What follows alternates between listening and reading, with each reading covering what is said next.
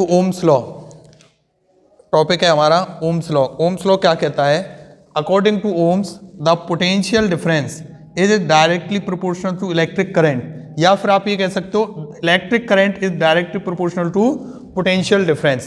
तो इसमें आप क्या कर सकते हो फिर आगे, इस पोटेंशियल V, इसको डायरेक्टली प्रोपोर्शनल को आपको हटाना होगा, तो V बराबर I R, ये आप बना दीजिए, इसको उठा के आपको R ऐड कर देना है। मतलब ओम्स लॉ क्या कहता है? According to Ohm's law electric current flowing through a conductor is directly proportional to the potential difference and at some constant physical conditions, means आपका प्रेशर जो है वो कांस्टेंट रहना चाहिए और टेम्परेचर भी आपका कांस्टेंट रहना चाहिए। तो ये कहता है आपका Ohm's law, V is equal to I R and R is constant, then V upon I is equal to R। हम ऐसे भी तो लिख सकते हैं V के नीचे I, then V upon I बराबर R, एंड R बराबर क्या है बेटा? कांस्टेंट। ये क्या है? कांस्टेंट है। तो ये कहता है आपका ओम्स लॉ। अगर हम ओम्स लॉ का ग्राफ बनाएं तो वो ग्राफ कैसे बनेगा, देखिए ध्यान से, इस तरीके से। ये आपका I हो गया, या इसे V मान लीजिए आप, और इसको आप I मान लीजिए करंट, और इसको पोटेंशियल डिफरेंस। तो ये कहा गया दोनों डायरेक्टली प्रोपोर्शनल होते हैं, तो जितना I बढ़ेगा उतना V बढ़ेगा। तो इसी में आप देखेंगे तो इसका ग्राफ बिल्कुल ऐसे स्ट्रेट लाइन जाएगा, और ये जो होगा ये होगा आपका R, और जो कि क्या होगा? कांस्टेंट होगा। कैसा होगा भैया? कांस्टेंट होगा। और आपको एक चीज और इसमें याद रखनी है, देखिए ध्यान से, इसमें भी, इसमें देखिए ये जितना आप I बढ़ाओगे I, उतना ही आपका V भी बढ़ेगा, जितना आप I बढ़ाओगे उतना आपका V इंक्रीज होगा। डायरेक्ट प्रोपोर्शनल का मतलब यही है, इस तरीके से। ओके, तो ये आपको समझ में आ गया होगा ओम्स लॉ। ओम्स लॉ क्या है? V is equals to I R. Next, अब हम इसमें आगे बढ़ते हुए आगे की टॉपिक लेते हैं। तो अपना यहाँ पे एक चीज निकल के आई, resistance. What is resistance? Resistance होता क्या है?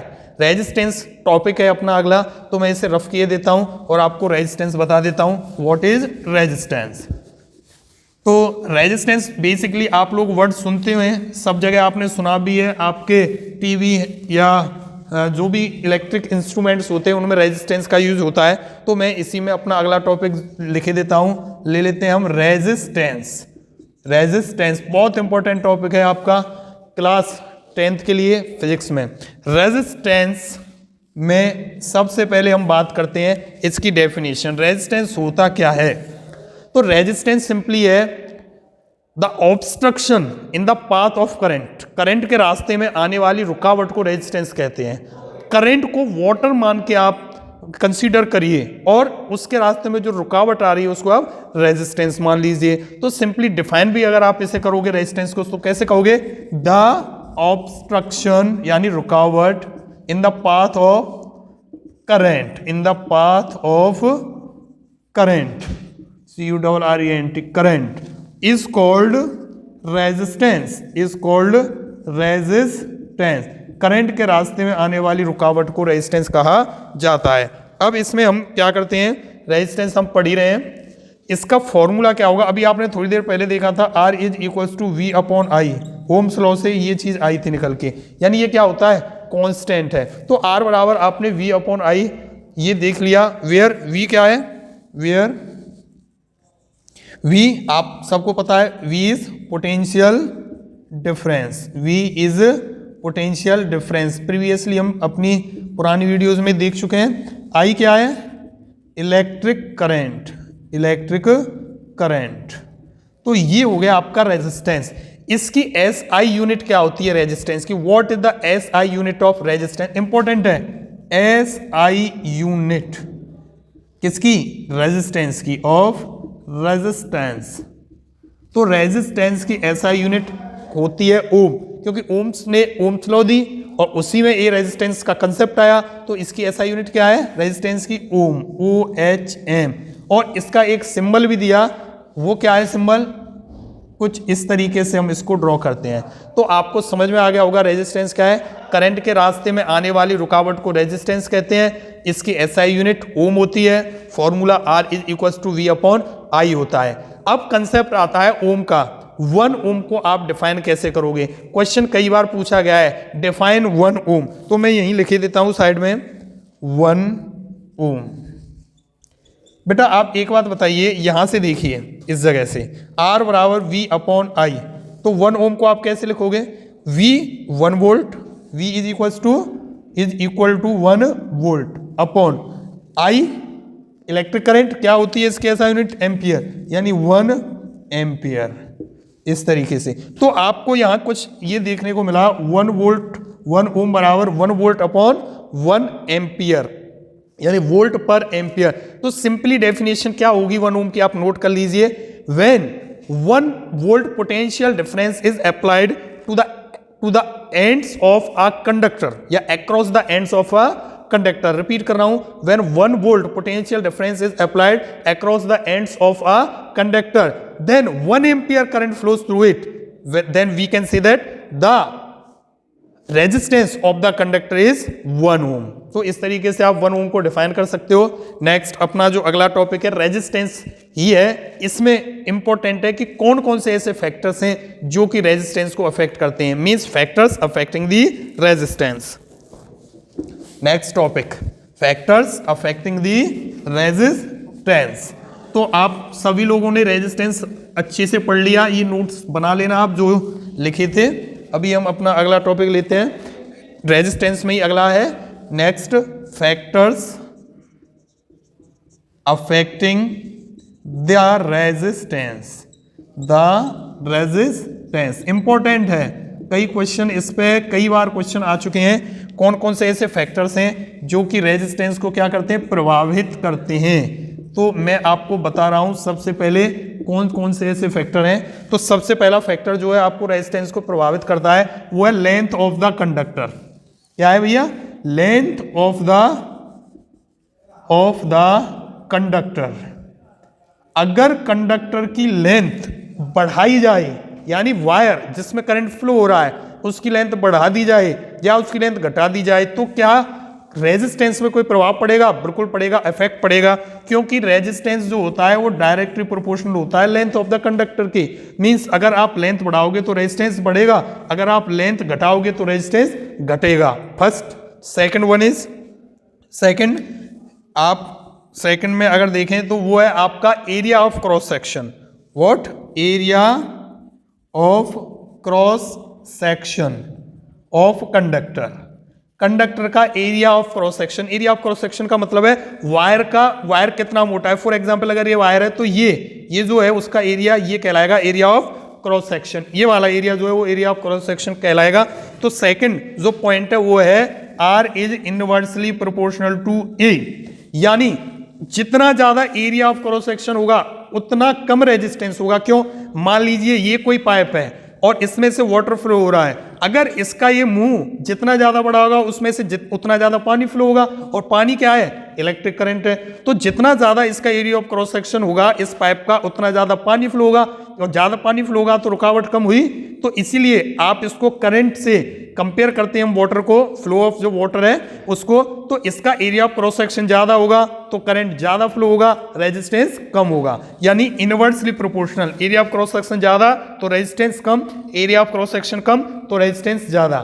थर्ड, अब इन दोनों पॉइंट्स के बाद एक थर्ड लास्ट पॉइंट आता है आपका नेचर ऑफ द कंडक्टर। वो आप लोग लिख लेना। थर्ड पॉइंट नेचर, में इधर लिख देता हूं। Third point is nature of conductor या nature of material of conductor. इसमें आपको ये देखना होगा कि आपका जो कंडक्टर है जिसमें करंट फ्लो हो रहा है, आपका जो वायर है जिसमें करंट फ्लो हो रहा है, उसका नेचर कैसा है, उसका मटेरियल का नेचर कैसा है, किस टाइप के मटेरियल का वो बना हुआ है। फॉर एग्जांपल एल्युमिनियम का होगा तो रेजिस्टेंस उसका उसमें करंट अच्छे से फ्लो करेगा। और भी कई सारे आपके आयरन हो सकता है, कॉपर हो सकता है, सबकी रेजिस्टिविटी पर डिपेंड करेगा। तो ये भी एक important factor, nature of the material. तो आपको रेजिस्टेंस समझ में आ गया। क्वेश्चन किस तरीके का पूछा जा सकता है आपसे?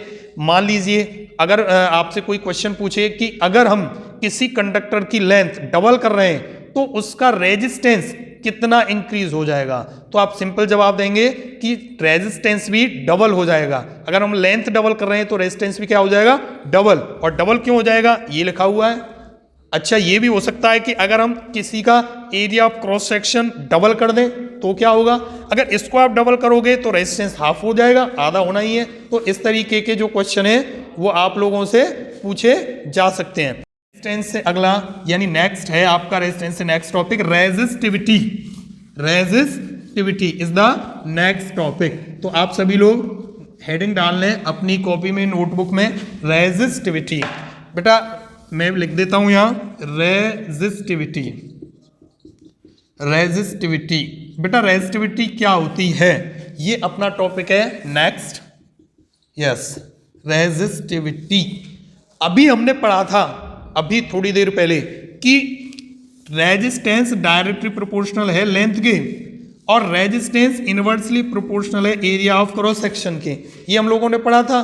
तो अगर रेजिस्टेंस डायरेक्टली प्रोपोर्शनल है लेंथ के और resistance inversely proportional area of cross section के, इसको इक्वेशन नंबर 1 पुट कर देते हैं, इसको इक्वेशन नंबर 2 पुट कर देते हैं और दोनों इक्वेशंस को कंबाइन कर देते हैं। चलिए कंबाइन इक्वेशन 1 एंड 2। अगर हम इन दोनों इक्वेशंस को कंबाइन करते हैं 1 और 2 को, तो कुछ इस तरीके का हमें नेक्स्ट इक्वेशन देखने को मिलेगी, R directly proportional to L upon A। अब इसको हम आगे बढ़ाते हैं, यहां R directly proportional to L upon A। तो डायरेक्टली प्रोपोर्शनल को आप हटाना पड़ेगा, हटा दीजिए। मैं इसको हटाने के बाद एक प्रोपोर्शनलिटी कांस्टेंट रो ऐड कर देता हूं।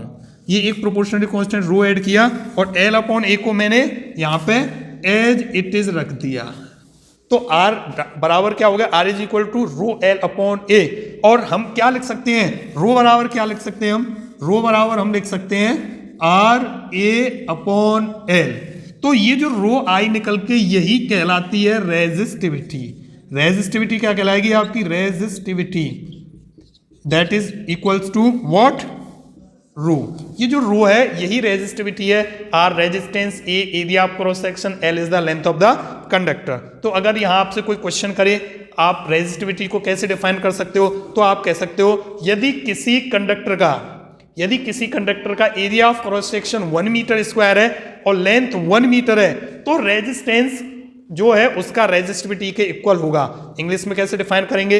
When the area of cross section of a conductor is 1 metre square and the length of the conductor is 1 metre then the resistivity is equal to the resistance. ये आपको याद रखना है, ध्यान रखना है। ये डेफिनेशन इसकी हो गई, आप इसे नोट कर लेना। जब मैंने बोली थी उस समय आपको ये नोट कर लेनी थी, या आप रोक के इसे नोट कर लें वीडियो को। अब मैं आगे चलता हूँ, इसकी एसआई यूनिट के बारे में थोड़ा सा बात कर लेता हूँ। एसआई यूनिट किसकी? रेजिस्टिविटी की। तो भैया रेजिस्टिविटी की जो एसआई यूनिट होगी वो क्या होगी? रेजिस्टिविटी की एसआई यूनिट सिंपली रेजिस्टेंस की ओम, एरिया की मीटर स्क्वायर, लेंथ की मीटर, मीटर से ये 1 मीटर स्क्वायर कट गया तो ओम मीटर बचा। तो ये इसकी एसआई यूनिट हो गई किसकी? रेजिस्टिविटी की, ओम मीटर। ये आपको देख लेना है, this is the SI unit of resistivity. इसमें आपको एक चीज बहुत ध्यान रखनी है, क्वेश्चन घुमा के पूछ लिया जाता है, किसी भी कंडक्टर की लेंथ या area of cross section change करने से रेजिस्टिविटी पे कोई फर्क नहीं पड़ना। रेजिस्टेंस पे जरूर पड़ रहा था लेकिन रेजिस्टिविटी पे कोई फर्क नहीं पड़ेगा। क्वेश्चन आपसे पूछ सकता है बोर्ड में, if we increase the length of conductor twice then what is its resistivity? तो आप कहोगे the resistivity will remain same. क्यों?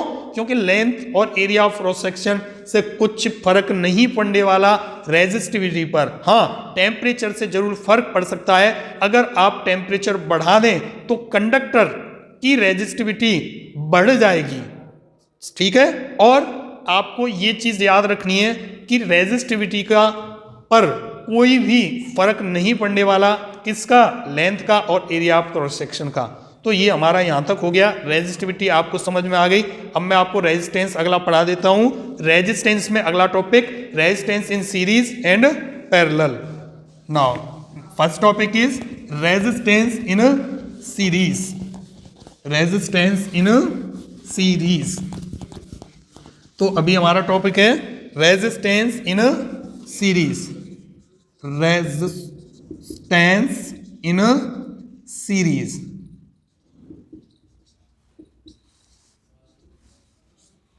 तो भाई रेजिस्टेंस इन सीरीज की अगर हम बात करें तो आपका जो रेजिस्टेंस है सीरीज में कब होगा, कैसे होगा, ये आपको देखना पड़ेगा और इंपॉर्टेंट टॉपिक है, इस पे क्वेश्चन आना ही आना है, कंफर्म आना है। जैसे ओम्स लॉ पे न्यूमेरिकल आने की संभावना है, तो ओम्स लॉ और ये दोनों कंसेप्ट मिलके आपसे क्वेश्चन कराएंगे, यानी दोनों में मिलके न्यूमेरिकल बनेगा। कैसे बनेगा मैं आपको बताऊंगा। अब इसमें मैं अगर बात करूं रेजिस्टेंस इन सीरीज, तो उसमें आपको याद रखना है ये एक रेजिस्टेंस है, ये दूसरा रेजिस्टेंस है। इस एक रेजिस्टेंस का ये R1 है, इस रेजिस्टर का रेजिस्टेंस R2 है। ये दो रेजिस्टर्स लिए हमने, इसका रेजिस्टेंस R1 और इसका रेजिस्टेंस R2। तो इसमें ये दोनों सीरीज में है। तो कुछ लोग कहते हैं कि अगर एक के पीछे एक लगा दिया जाए तो सीरीज में होता है, एक के ऊपर एक के नीचे या एक के ऊपर एक लगा दिया पैरेलल में। ये आपको कंसेप्ट नहीं समझना है, ये आपको याद भी नहीं रखना है, इससे गलत हो सकता है क्वेश्चन। आपको क्या याद रखना है कि अगर करंट सेम हो तो सीरीज है, करंट सेम ना हो तो पैरेलल है। फॉर एग्जांपल अगर मैं यहां से ये करंट I भेजता हूं तो वो करंट I यहां होगा, यहां से फिर वही इस R2 में भी जाएगा, यानी इन दोनों में करंट सेम जाएगा। तो ये दोनों काय में है, सीरीज में है। R1 and R2 both are in series, ये चीज आपको याद रखनी है। अब इसमें मान लो एक और मैं बना देता हूं, ये थर्ड ये रहा रेजिस्टेंस, इसको मैं नाम दे देता हूं R3। अब ये रेजिस्टेंस है R1 R2 R3, तो ये तीनों काय में है, सीरीज में, क्योंकि जो करंट इसमें फ्लो होना है वही इसमें फ्लो होगा और वही करंट इसमें फ्लो होगा।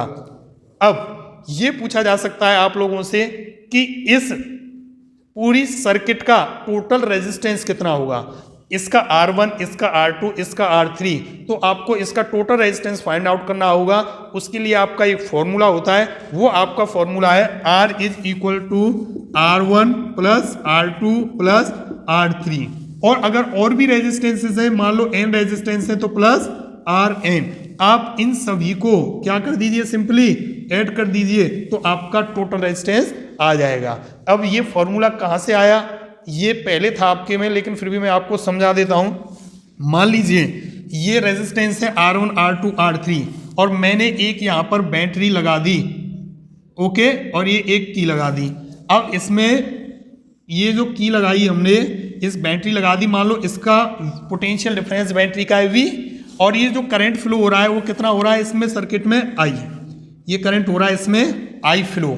तो बेटा आप सब जानते हो, ध्यान रखना पोटेंशियल डिफरेंस अलग अलग होगा अगर सीरीज में है। सीरीज में रेजिस्टेंस का पोटेंशियल डिफरेंस क्या होगा, अलग अलग, इसका V1 इसका V2 इसका V3, करंट जरूर सेम रहेगा लेकिन पोटेंशियल डिफरेंस क्या होगा, अलग अलग। वहीं जब मैं पैरेलल पढ़ाऊंगा तो वहां करंट अलग अलग होगा और पोटेंशियल डिफरेंस सभी का सेम होगा।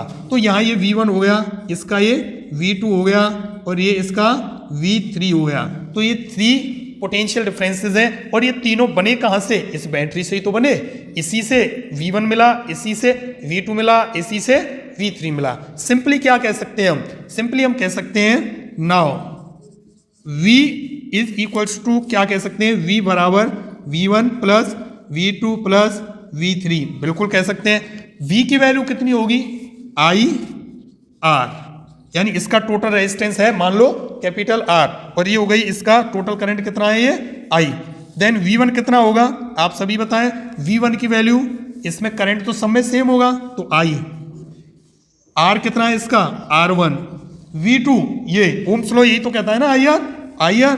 V2 कितना होगा, I, सेम है R2 V3 IR3। इन सभी से आपको किसको कॉमन ले लेना है, I को, और अगर I को आप कॉमन ले लोगे, इसमें से ले लेते हैं I को कॉमन, ये हमने I निकाल लिया भैया, ये लिए बाहर, और अंदर R1 plus R2 plus R3 ये हो गए। तो ये I से ये I कैंसिल, देन R बराबर कितना आ जाएगा, R1 plus R2 plus R3। इस तरीके से ये फॉर्मूला टोटल रेजिस्टेंस का इन सीरीज निकल के आ गया कि ये formula R1 plus R2 plus R3 आता कहाँ से। इनकी जगह अगर आप n रेजिस्टेंस और ले लेते, 3 है और n रेजिस्टेंस ले लेते, यानी 4 5 6, तो आपके उतने ही ऐड होते चले जाते। इसी तरीके से आप इसको प्रूव भी कर सकते हो। तो सिंपली आपको बस इसका ये फॉर्मूला लर्न कर लेना है, R बराबर ये होता है, बाकी इसका प्रूफ देखने की जरूरत नहीं है, आपको समझ में आ गया। इसलिए मैंने आपको ये थोड़ा सा बता दिया, एक्स्ट्रा चीज़ है। अभी हम आगे चलते हैं और अपना जो अगला टॉपिक है वो है resistance in parallel. Next topic resistance in या resistors in parallel. Next topic हमारा है, चलिए जी, रेजिस्टेंस इन पैरेलल नोट कर लीजिए आप सभी लोग अपनी अपनी नोटबुक में। रेजिस्टेंस इन पैरेलल यहाँ पे मैं लिखे देता हूँ PARALLEL, पैरेलल। अब पैरेलल में रेजिस्टेंस कैसे होंगे आप समझें। मान लो ये एक वायर जा रहा है और इसमें से इस तरीके से एक रेजिस्टेंस हम लोगों ने यहाँ लगा दिया, ये एक रेजिस्टेंस हमने लगा दिया, ये बेटा ये लीजिए, ये एक रेजिस्टेंस है। ऐसे ही एक रेजिस्टेंस यहाँ पे ऐड कर दिया, ये हो गया हमारा सेकंड। और ऐसे ही इस तरीके से इसमें भी ये मैंने ऐड किया, ओके, और इस तरीके ने कनेक्ट किया, एक की लगाई और ये सर्किट हमारी कंप्लीट हो गई। की को क्लोज कर दिया। तो ये आपका क्या क्या चीज़ें हैं, ये बैटरी है और ये क्या है आपकी की है, और ये इसका रेजिस्टेंस मान लो R1, इसका R2 और इसका R3। इसमें करंट जो फ्लो हो रहा है यहाँ से होगा I। अब मैंने आपसे पहले ही कहा था ये तीनों में देखिए अगर करंट सेम है तो ये सीरीज में और अलग अलग है तो ये पैरेलल में। मान लो इसमें करंट जाएगा I1 क्योंकि बढ़ जाएगा, करंट को पानी की तरह मानिए तो करंट कुछ इधर जाएगा कुछ इधर कुछ इधर, इसमें I2 और इसमें I3। ये तीनों हो गए, बने कहाँ से I से, लेकिन इन सब का पोटेंशियल डिफरेंस जो होगा वो V होगा, सेम होगा। पैरेलल में हमेशा पोटेंशियल डिफरेंस क्या होता है, सेम। अब मैं आपको इसका फॉर्मूला बताता हूँ, वो होगा 1/R बराबर 1/R1 plus 1/R2 plus 1/R3। इस तरीके से आप इसका रेजिस्टेंस फाइंड आउट करोगे इनका, तो 1/R मतलब R is the total resistance, तो इस तरीके से ये फॉर्मूला आएगा। आया कहाँ से ये मैं आपको प्रूफ अभी करा देता हूँ। देखिए बेटा V आप सब लोग जानते हैं, I जो है वो I1 plus I2 plus I3, यानी ये है I की वैल्यू। और I बराबर आप क्या लिख सकते हो, V/R, यहाँ क्या लिख सकते हो V/R1, यहाँ क्या लिख सकते हो V/R2, ये V/R3। ओम्स लॉ I बराबर V/R, यही तो कहती है भाई V बराबर IR देन I बराबर V/R। तो इसमें आपको क्या करना है, V कॉमन ले लेना है, तो ये लिख दिया V/R। V आपने इसमें क्या लिया, कॉमन ले लिया, तो 1/R1 plus 1/R2 plus 1/R3। V से V कैंसिल, देन 1/R बराबर 1/R1 plus 1/R2 plus 1/R3।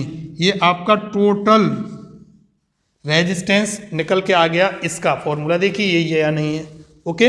तो इस तरीके से ये रेजिस्टेंस इन पैरेलल आ गया। इस पर क्वेश्चंस जो है वो आपको करने होंगे, मैं कराऊंगा एक दिन आपको, टॉपिक वाइज न्यूमेरिकल्स आपके मैं करवाऊंगा। फिलहाल आप इसकी थ्योरी देख लीजिए। तो ये आपका टॉपिक क्लियर हो गया। अभी हमारा रेजिस्टेंस इन पैरेलल के बाद नेक्स्ट टॉपिक है इलेक्ट्रिक पावर।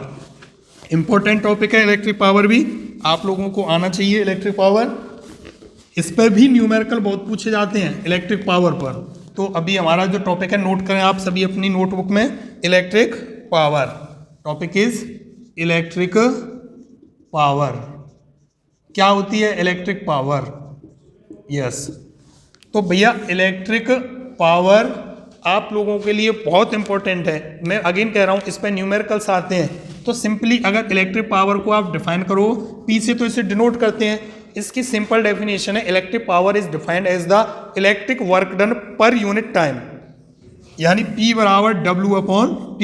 ये हो गई आपकी इलेक्ट्रिक पावर का फॉर्मूला, और इसी फॉर्मूले से डेफिनेशन आती है। एंड ऐसा यूनिट क्या होगी इसकी इलेक्ट्रिक पावर की, अभी मैं इसकी ऐसा यूनिट की बाद में बात करता हूँ, पहले इसके और कुछ फॉर्मूलाज बता देता हूँ।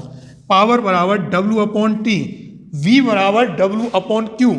आपने पढ़ा था इलेक्ट्रिक पोटेंशियल में V is equals to W/Q, तो W बराबर कितना हो जाएगा VQ और अपॉन में T।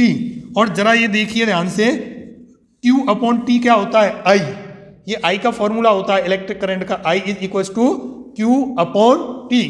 तो I यहाँ में V और Q/T की जगह I, तो तो ये फॉर्मूला पावर का क्या बन गया दूसरा, P बराबर V इंटू आई।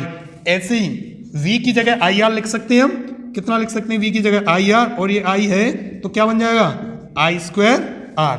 अच्छा आई स्क्वायर की जगह V अपॉन आर भी तो लिख सकते हैं, आई स्क्वायर की जगह V अपॉन आर, तो V की जगह V स्क्वायर, आर का आर स्क्वायर इंटू आर, भाई आई की जगह V अपॉन आर तो स्क्वायर है तो स्क्वायर, आर से ये कट गया तो कितना बचा V स्क्वायर आर। तो ये इलेक्ट्रिक पावर के 3 फॉर्मूलाज हैं, ये आपको अलग अलग जहां जरूरत हो उसके हिसाब से यूज करने हैं। अब मैं इसकी SI यूनिट की बात करता हूं। What is the SI unit of electric power, SI unit, तो भैया इलेक्ट्रिक पावर की SI यूनिट होती है वॉट, वॉट और 1 वॉट, और ये होती है 1 जूल अपॉन 1 सेकेंड, और इसको आप डिफाइन यहीं से कर सकते हो, वॉट डिफाइन 1 वॉट, तो हम कहेंगे when 1 joule of electric energy consumed in 1 second then the power is 1 watt. Simple definition है 1 वॉट पावर की। इसमें आपको ध्यान रखना है 1 किलोवाट में 1 किलोवाट में 1000 वाट होते हैं, 10 की पावर 3 वॉट होते हैं। और एक और यूनिट होती है हॉर्स पावर, 1 हॉर्स पावर। पहले जब पिछले जमाने में जब स्टीम इंजन चलते थे तो उनको स्टीम इंजनों ने घोड़ों को रिप्लेस किया था, तो उनको स्टीम इंजन और जो घोड़े थे उनकी जो पावर थी उसका कुछ कंपैरिजन करके ये यूनिट तैयार की गई थी हॉर्स पावर, और इसमें एक हॉर्स पावर में 746 वॉट होते हैं। ये भी आपको याद रखना है, 1 horsepower is equal to 746 watt. Next, अब हमारा इलेक्ट्रिक पावर भी कंप्लीट हो गया, इसके फॉर्मूला हो गए, इसकी SI यूनिट हो गई, और इसके ये कुछ मैंने आपको कन्वर्जन भी बता दिए। और अभी हमें अगला टॉपिक जो इंपॉर्टेंट पढ़ना है वो है इलेक्ट्रिक एनर्जी, और ये लगभग लास्ट टॉपिक मान लीजिए आप इसको, इलेक्ट्रिक एनर्जी को। Next last topic is electric energy. Electric energy क्या है? सिंपली इलेक्ट्रिक एनर्जी है the ability to do electric work, the ability to do electric work, या ये कह सकते हो आप the product of electric power and time is called electric energy. इसको हम E से डिनोट करते हैं, और ये होती है P into T. E is equal to कितना, P into T, electric energy. Simply power के जितने भी फॉर्मूलाज हैं उनमें T का मल्टीप्लाई कर दो तो इसके फॉर्मूला बन जाएंगे। E बराबर पहला क्या निकला था VI, तो VI T, E बराबर I स्क्वायर R, तो T का कर दो, E बराबर V स्क्वायर अपॉन R, तो T का मल्टीप्लाई कर दो। तो ये सारे किसके फॉर्मूलाज बन गए, इलेक्ट्रिक एनर्जी की। और इसकी SI यूनिट क्या होती है इलेक्ट्रिकल एनर्जी की? इसकी SI यूनिट होती है joule, JULE। Joule is the SI unit of electric energy, ये आपको याद रखना है। अब इसमें एक अपना अगला टॉपिक है commercial unit of electric energy, ये भी इंपॉर्टेंट है, कॉमर्शियल यूनिट। अब इलेक्ट्रिकल एनर्जी की कॉमर्शियल यूनिट क्या होती है? आप लोगों ने देखा होगा आपके यहाँ बिजली के जो मीटर हैं उनमें बिल आता है तो कहते हैं इतना यूनिट बिल हो गया, 10 यूनिट, 50 यूनिट, 100 यूनिट, 200 यूनिट, जो भी हैं जिस हिसाब से आता है वो यूनिट क्या होती है। एक्चुअल में 1 यूनिट जो होती है वो होती है 1 unit is equal to 1 kilowatt hour, and the kilowatt hour is the commercial unit of energy. Commercial मतलब पैसा, मतलब व्यापार, तो उससे रिलेट कर रहा है। तो 1 यूनिट जो होगी वो 1 यूनिट का मतलब क्या हुआ कि 1 किलोवाट पावर कंज्यूम की 1 आवर में, तो 1 unit is equal to 1 kilowatt hour. ये आपकी क्या हो गई, कॉमर्शियल यूनिट हो गई। और SI यूनिट क्या होती है, जूल। तो 1 किलोवाट आवर में, 1 किलोवाट आवर में जो होते हैं जूल, वो होते हैं 3.6 into 10 to the power 6 joule. ये आपको याद रखना है, 1 kilowatt hour is equal to 3.6 into 10 to the power 6 joule. तो ये आपका इलेक्ट्रिक एनर्जी भी कंप्लीट हो गया। इसके बाद आपका इसमें कोई टॉपिक नहीं बचा है, एक छोटा सा टॉपिक और है, चलिए उसे भी हम इसी में इंक्लूड कर लेते हैं। और वो टॉपिक है, आप सभी लोग लिखें उसे, heating effect of electric current. Yes, heating effect of electric current, और कोष्टक में आप उसको लिख दीजिए जूल्स लॉ ऑफ हीटिंग।